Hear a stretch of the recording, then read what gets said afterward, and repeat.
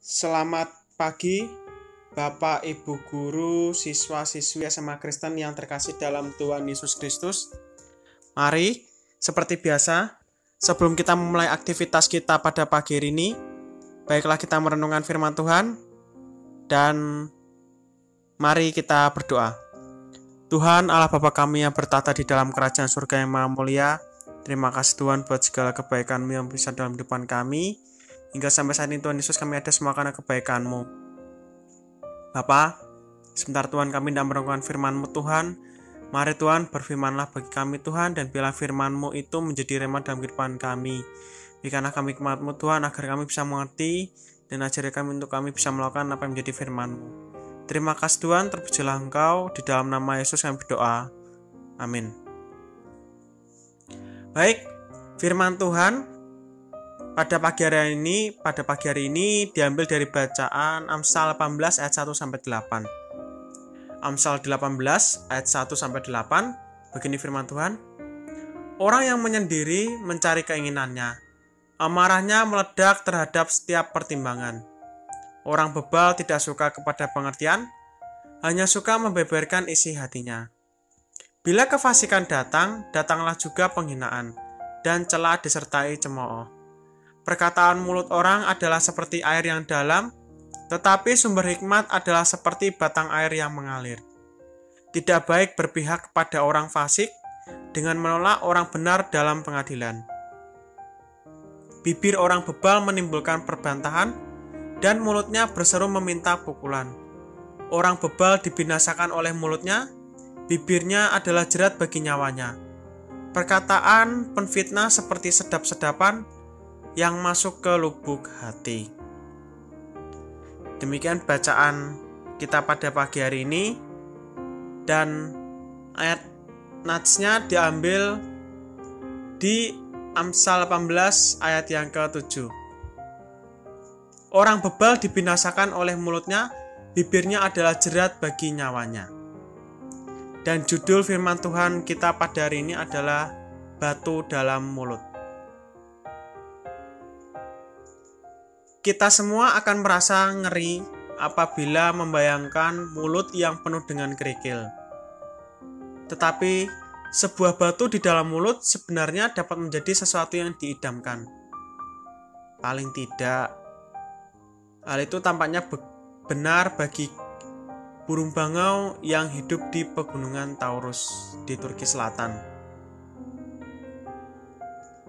Burung-burung bangau tersebut cenderung untuk berkotek, terutama selama mereka terbang.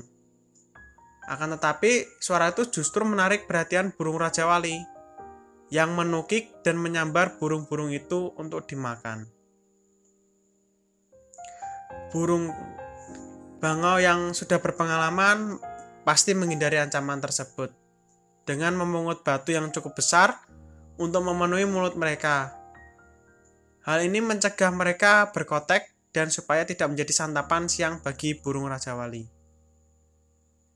Begitu juga halnya dengan manusia. Manusia juga memiliki masalah dengan mulut. Penulis kitab Amsal berkata, siapa menjaga mulutnya, memelihara nyawanya. Siapa yang lebar bibir akan ditimpa kebinasaan.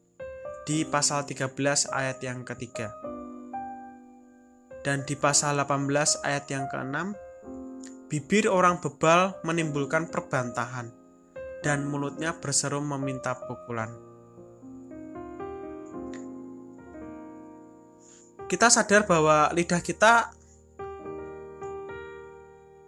bisa menjadi sumber air yang manis maupun sumber air yang pahit. Dan betapa banyak kesulitan yang dapat dicegah jika kita mau belajar untuk mengendalikan lidah kita. Betapa banyak sakit hati yang kita sebabkan bagi orang lain dapat dicegah jika kita mau untuk menjaga apa yang setiap kita ucapkan. Pertanyaannya, apakah Anda memiliki masalah yang berkaitan dengan lidah Anda? Cobalah cara berikut ini. Mintalah pertolongan dari Tuhan, berpikirlah sebelum Anda membuka mulut. belajarlah untuk sedikit berbicara. Mengikuti petunjuk itu bisa seefektif batu di mulut. Jadi firman Tuhan kita pada hari ini untuk kita bisa menjaga perkataan kita bisa menjaga lidah kita, karena lidah kita di satu sisi bisa menjadi berkat bagi orang lain, di sisi yang lain bisa menyakiti orang lain dan bisa mendukakan orang lain. Baiklah kita belajar untuk bisa menggunakan lidah kita untuk menjadi berkat bagi sesama kita. Demikian firman Tuhan kita pada pagi hari ini. Biarlah firman Tuhan menjadi rema dalam kehidupan kita, dan mari kita berdoa. Tuhan, firman-Mu telah mengajarkan kami Tuhan untuk kami bisa mengendalikan lidah kami Tuhan. Mari Tuhan tolong kami Tuhan, kami mohon Roh Kudus-Mu Tuhan untuk kami bisa mengendalikan apa yang setiap kami ucapkan. Biarlah yang setiap kami ucapkan itu seturut dan kehendak-Mu dan menjadi berkat bagi sama Tuhan. Ajarilah kami Tuhan untuk kami bisa lebih berhikmat lagi untuk menjaga apa yang setiap kami akan ucapkan Tuhan. Terima kasih Tuhan, dan biarlah Tuhan firman menjadi rema dalam kehidupan kami, Bapak Ibu Guru, siswa, dan semua yang mendengar firman ini Tuhan. Dan sebentar kami tidak melakukan aktivitas kami, mari Tuhan berkati setiap kegiatan kami Tuhan, dan berikan hikmat-Mu Tuhan, agar kami bisa menjalankan pekerjaan kami dengan baik. Ampunilah segala dosa dan kesalahan kami. Sadar kami perbuat yang menyakiti sama terlebih Engkau, kami mohon ampun. Di dalam nama Tuhan Yesus kami berdoa. Amin. Terima kasih telah mendengarkan firman Tuhan pada pagi hari ini, dan selamat beraktivitas.